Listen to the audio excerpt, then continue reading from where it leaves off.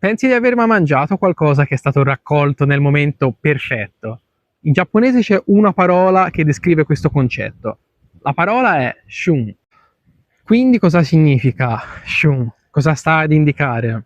Questa parola semplice ma dal significato profondo indica il preciso istante in cui un ortaggio, ora io parlo di ortaggio perché siamo in un orto, in cui quell'ortaggio è al massimo del suo sapore, al massimo del suo profumo, al massimo della sua energia. Attenzione però a confonderlo con la stagione. La stagione di alcuni ortaggi in particolare può anche essere lunga. Faccio l'esempio degli ortaggi estivi, pomodori, peperoni, queste cose qua, che hanno una stagione lunga diversi mesi. Però poi ci sono degli ortaggi per cui pochi giorni o addirittura poche ore possono fare una differenza incredibile. Ecco che lì entra in gioco lo shun. Facciamo degli esempi concreti. Ora andiamo a vedere. Qui c'è una foresta di ocra, no?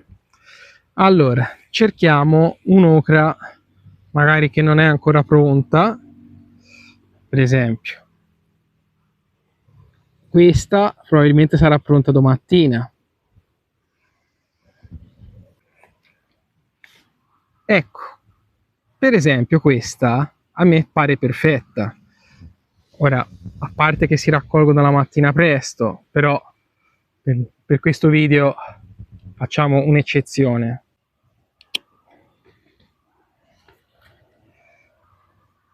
Eccola qua. E adesso ne andiamo a cercare una invece che magari è già troppo grande.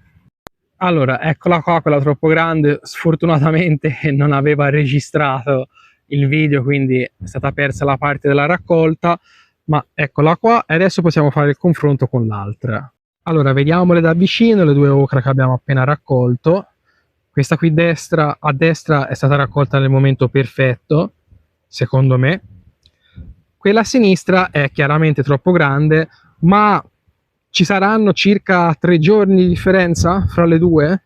Fra 3 giorni circa questa qui di destra sarà grande come quella di sinistra. L'ocra infatti è uno di quegli ortaggi per cui il momento della raccolta è cruciale. Se ve la scordate sulla pianta quando è pronta per 2 o 3 giorni, poi è andata, diciamo.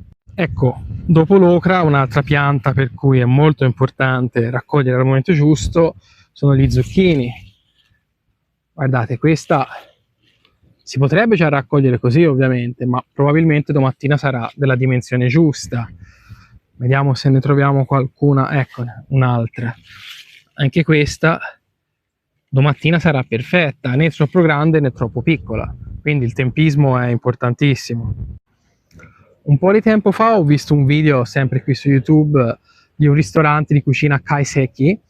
Se non sai cos'è la cucina kaiseki te lo spiego brevemente. È una specie di degustazione stile giapponese, molto stagionale, che consiste in molte portate di piccole dimensioni generalmente, e Kyoto è un po' la massima espressione della cucina kaiseki.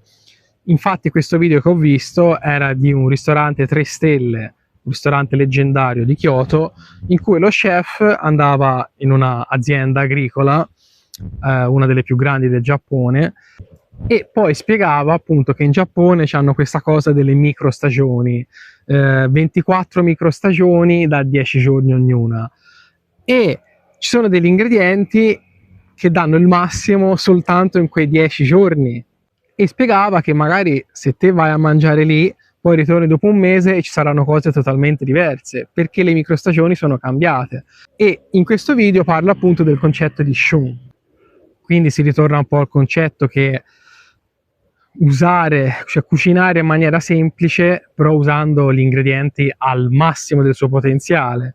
Ed è importantissimo quindi anche non forzare le stagioni. Ora, senza essere fondamentalisti, estremisti, io non lo sono, tra l'altro, se posso allungare o anticipare un pochino va bene, di poco comunque. Faccio l'esempio, quest'anno avevo seminato e mi era partito molto presto sia il basilico che lo shiso, però poi quando li andavamo a mangiare, ti parlo di aprile, quindi qui è abbastanza presto avere quegli ingredienti a aprile. Quando li andavamo a mangiare non avevano sapore, cioè ce l'avevano il sapore, ma non era il sapore quello giusto, sia il basilico sia lo sciso. L'odore, il profumo era proprio completamente diverso e quindi cioè, non ha senso, non ha senso. Ci sono delle stagioni per un motivo. E mi viene in mente anche il povero Anthony Bourdain, in cui sempre in un video diceva che comunque ci siamo abituati a dei sapori mediocri per mangiare le cose fuori stagione, fragole a gennaio che non sanno di niente, pomodori uguali, ci siamo abituati a queste cose qua giù, però poi chi ha un campo, chi ha un orto, se fa le sue prove se ne rende conto della differenza che è abissale. Quindi cosa voglio dire con tutto questo, con tutti questi discorsi? Semplicemente ti voglio invitare, se hai un orto un po' più grande, ma anche se coltivi qualcosa sul terrazzo o in piccolo, ti invito ad avere pazienza, ad aspettare sempre il momento giusto, perché la differenza te ne renderai conto. Quindi ti invito a provare a seguire questo concetto dello shun, questo concetto giapponese. Poi magari lo stai già facendo, stai già seguendo un po' questa filosofia, questo concetto di shun. Se sì, mi fa piacere. Se invece non lo stai ancora facendo, ti invito a provare a farlo e poi fammi sapere nei commenti come è andata o come sta andando. Ti ringrazio per aver visto il video fino alla fine e ci vediamo alla prossima. Matane!